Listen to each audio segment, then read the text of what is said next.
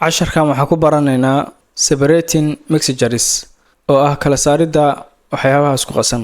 Mixtures are made up of two or more substances mixed together. Mixture-ku wuxuu ka samaysan yahay labo iyo wax ka badan oo walxood kuwaas oo isku qasan. They are waxa jira waa la yiri physical combined, kuwa qaab fisikaaleed isugu qasan. Shaygu wuxuu isugu qasnaan karaa laba qaybood, physically iyo chemically. Marka physically-gu waa shayga si fudud loo kala saari karo, ama chemically-gu badanaa way adag tahay in la kala saaro oo waa laba shay oo isku milmay.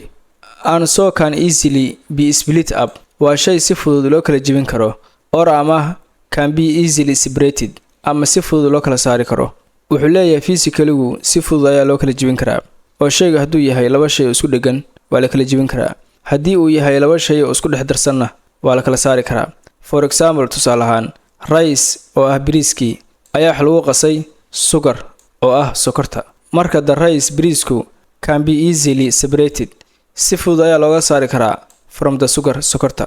Oo waxaa la samayn karaa filtration oo in la filter gareeyo oo la kala shaandheeyo ayaa la samayn karaa. Sokortina gooni loo soco, bariiskina gooni loo soco, ama gacanta ayaa lagu kala saari karaa maadaama bariisku waa weyn yahay. Waxaa noogu xiga separating methods oo ah hababka wax lagu kala saaro. There are waxa jira different methods, habab kala duwan of separating mixtures ee lagu kala saaro waxyaabaha isku qasan. Different mixtures use different method.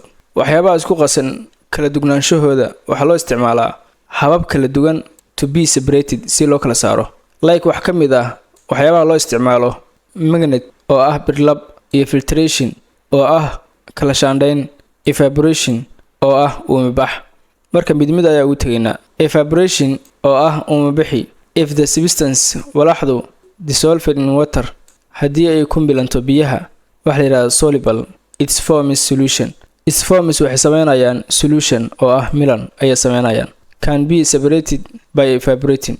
Marka waxa lagu kala saari karaa qaab uumibax ah.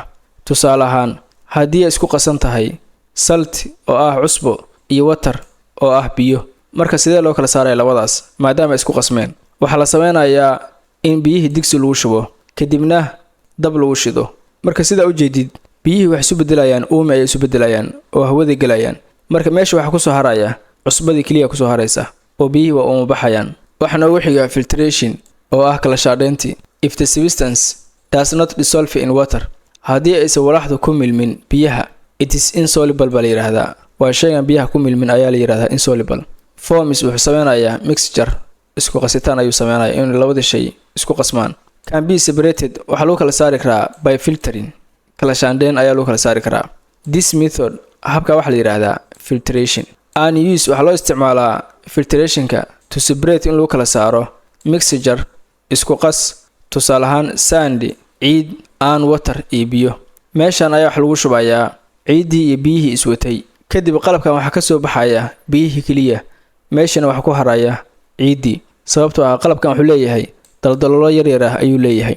Daldaloolada yarka biyaha ayaa ka soo baxaya, ciiduna way ku haraysaa. Waxa noogu xiga magnet. Marka magnetka sidee wax lagu kala soocaa? This method habkan user wax loo isticmaalaa to separate in loo kala saaro sugar and iron filings oo ah sokor iyo budo bira ah oo iron ah.